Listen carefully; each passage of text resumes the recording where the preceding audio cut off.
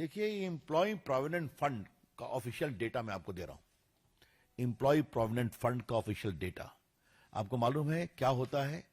जब आपको नौकरी में सैलरी मिलती है तो एम्प्लॉय प्रोविडेंट फंड कटता है, उसका वो डेटा रखते हैं।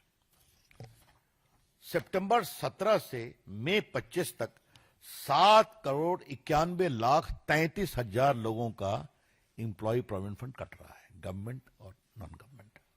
मतलब 8 करोड़ लोगों को नौकरी मिली है, रोजगार मिला है, जिनका एम्प्लॉय प्रोविडेंट फंड कट रहा है सिर्फ 17 से लेकर के मई 25 तक। और हमारे मित्रवन मानसुख मांडविया का तो स्टेटमेंट ही है कि 10 करोड़ लोगों को नौकरी मिली है। अब मैं आपसे कुछ बात कहना चाहता हूं, और ये बात जानना बहुत, और बिहार का भी आपको आंकड़ा मैं दे देता हूं।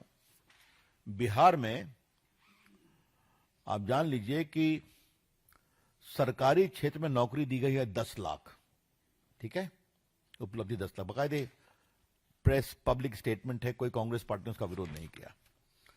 और रोजगार के अवसर दिए गए हैं, 10 लाख का लक्ष्य था, 39 लाख लोगों को दिया गया है।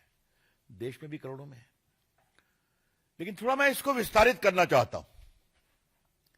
अगर इतना नेशनल हाईवे बना है तो रोजगार के अवसर बने हैं कि नहीं बने? अगर गांव-गांव में बिजली पहुंची है तो रोजगार के अवसर बने हैं कि नहीं बने हैं? अगर आज भारत दुनिया में ऑटोमोबाइल इंडस्ट्री का सेकंड बिगेस्ट मैन्युफैक्चरर है तो रोजगार के अवसर बने हैं कि नहीं बने हैं? अगर भारत आज मोबाइल मैन्युफैक्चरिंग में दुनिया का सेकंड सबसे बड़ा मैन्युफैक्चरर बन गया है, क्योंकि पूर्व आईटी मंत्री, इलेक्ट्रॉनिक्स मंत्री के रूप में मैंने उसको देखा है कि चीन से लगभग 16 यूनिट्स एप्पल की हिंदुस्तान में ले आए थे। और आपने देखा होगा 1 लाख करोड़ का एप्पल इंडिया का अमेरिका भेजा गया टू सेव द ड्यूटी, याद है ना आपको? तो उसमें नौकरी मिली है कि नहीं? लगभग 14 लाख लोगों को, 11 से 14 लाख लोगों को। ये मैं कुछ एग्जाम्पल दे रहा हूं। भारत में आज डिफेंस मैन्युफैक्चरिंग हो रही है कि नहीं हो रही है? तो उसमें रोजगार के अवसर बनते हैं ना।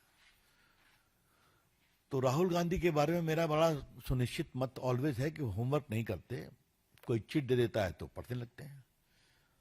हमने ये कभी नहीं कहा कि सबको रोजगार मिल गया है, लेकिन देश अपनी आर्थिक प्रगति से रोजगार के रास्ते पर बढ़ चुका है।